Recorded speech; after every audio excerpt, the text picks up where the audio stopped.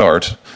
Let me just start with something that you referenced, Ms. Wynne-Williams, a moment ago. Facebook Meta issued a statement again last night saying that they don't do business in China. Now, is that true? Facebook Meta is not doing business in China? Is that accurate? Hey everyone, and welcome to Liberty. Watch where we dive deep into everything American, from politics and policy to culture and the Constitution.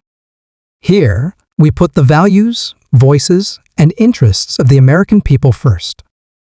No spin, no nonsense, just real talk about what matters most to our country. Subscribe and join us as we stand up for liberty, truth, and the American way.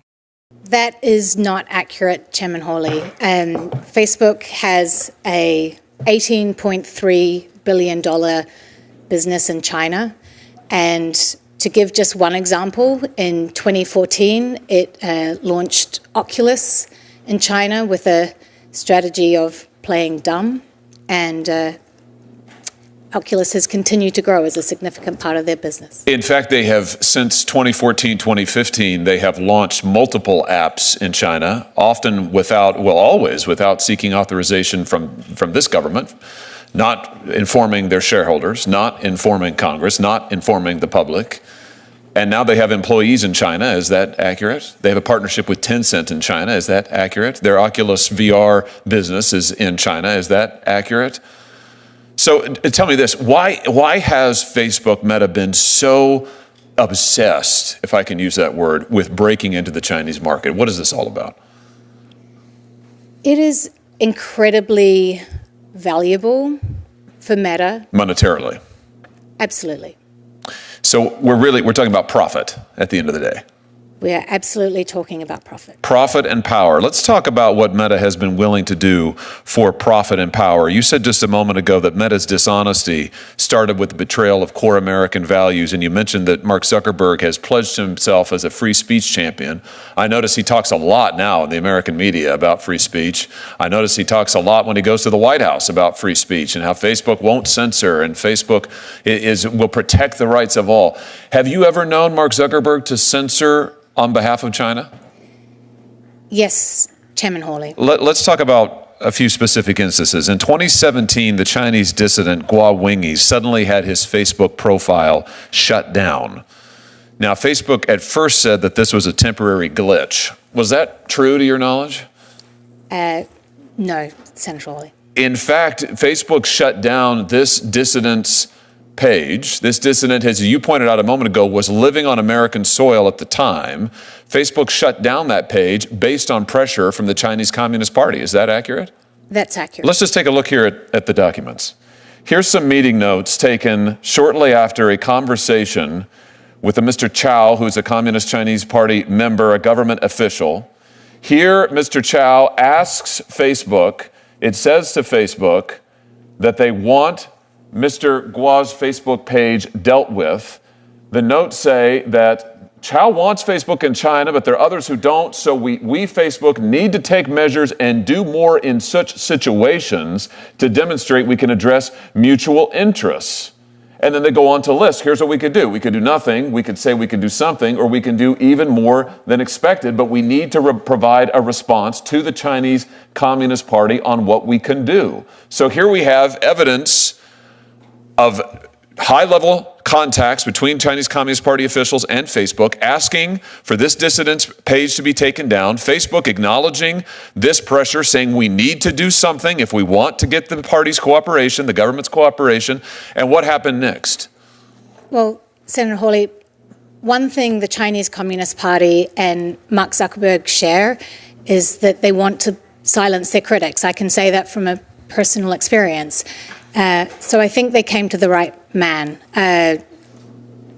This led to a series of events where eventually this man on American soil was kicked off the platform. So in April of 2017, following these conversations, Facebook takes down the profile, bans it, of Mr. Guo. Then in September, they make that ban permanent. Now, here's the really interesting thing.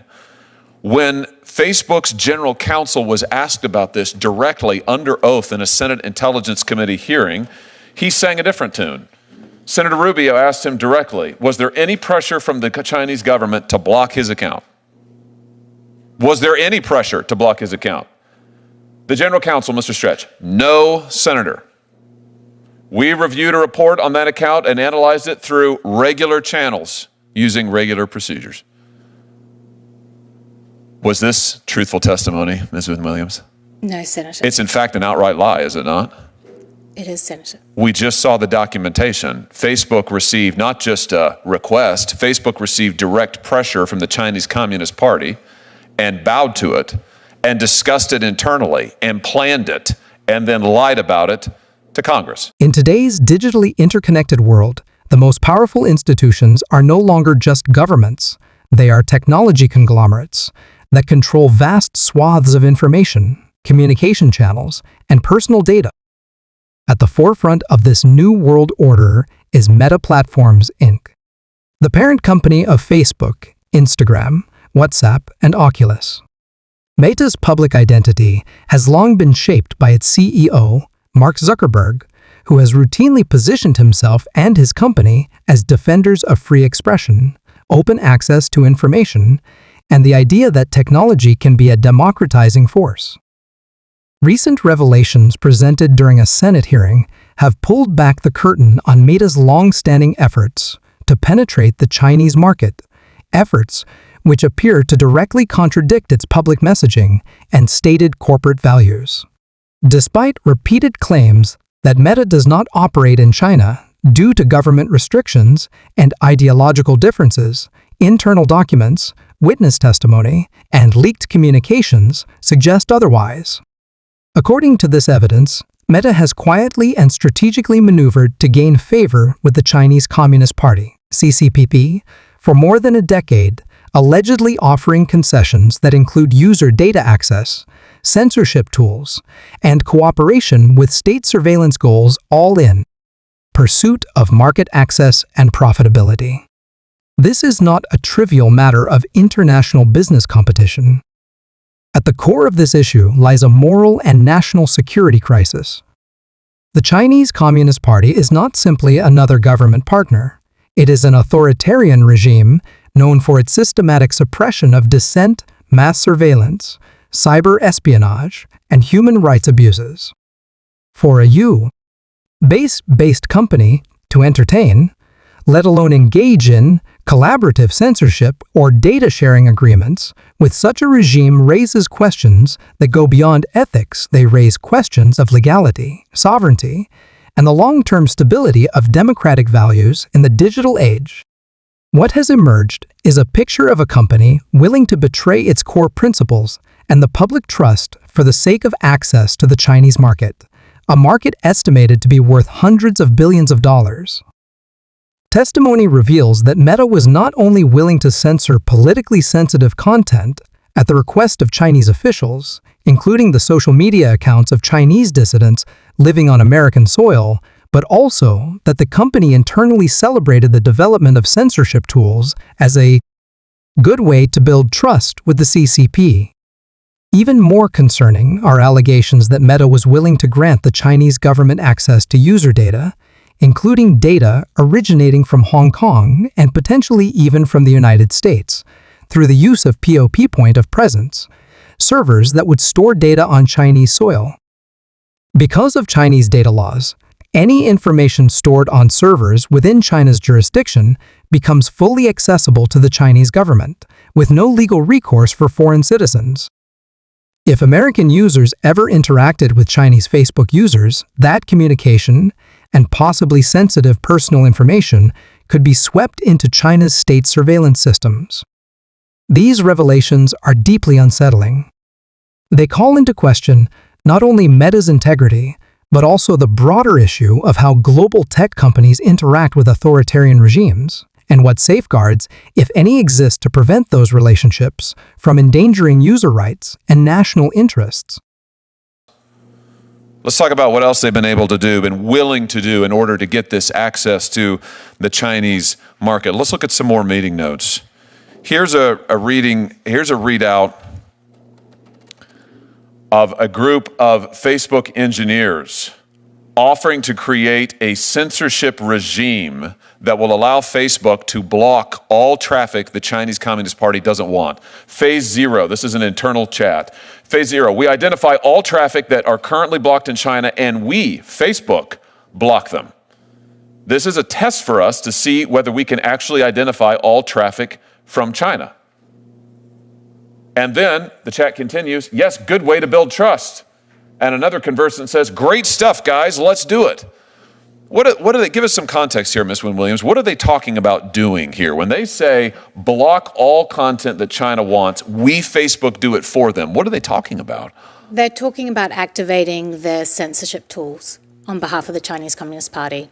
So Facebook creates censorship tools that will allow them to assume the burden, if you like, of censorship, where they will do all of the censoring that the Chinese government was doing. Facebook would do it on their behalf. Is that right?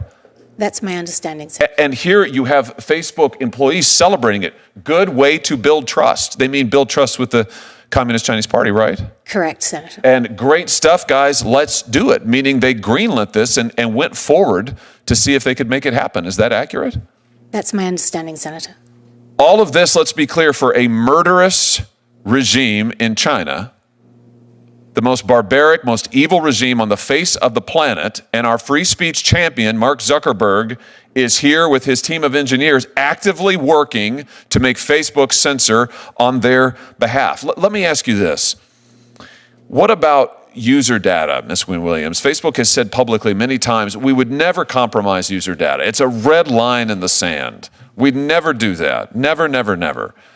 Was Facebook ever willing to share user data with the Chinese Communist Party? Yes, Senator.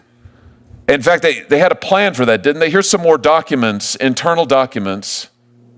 Update, I spoke with the China team yesterday. They flagged a potential complication arising from our negotiations with the Chinese government.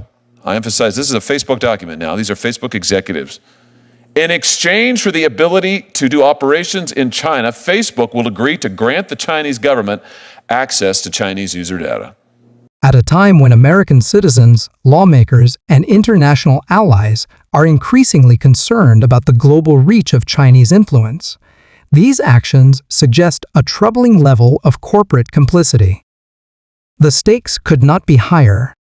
If American companies are allowed to prioritize profit over principle, and if tech giants like Meta can operate in the shadows while misrepresenting their conduct to Congress, shareholders, and the public, we risk building a future in which freedom of speech, digital privacy, and even national sovereignty are bought and sold to the highest bidder. This investigation into Meta's dealings with China is not just about one company. It is a referendum on the future of global tech governance, corporate accountability, and the limits of democratic ideals in the face of authoritarian pressure. As this case unfolds, we are forced to ask, what price is too high for market access? And what responsibility do our most powerful companies have to the truth, to democracy, and to the people they serve?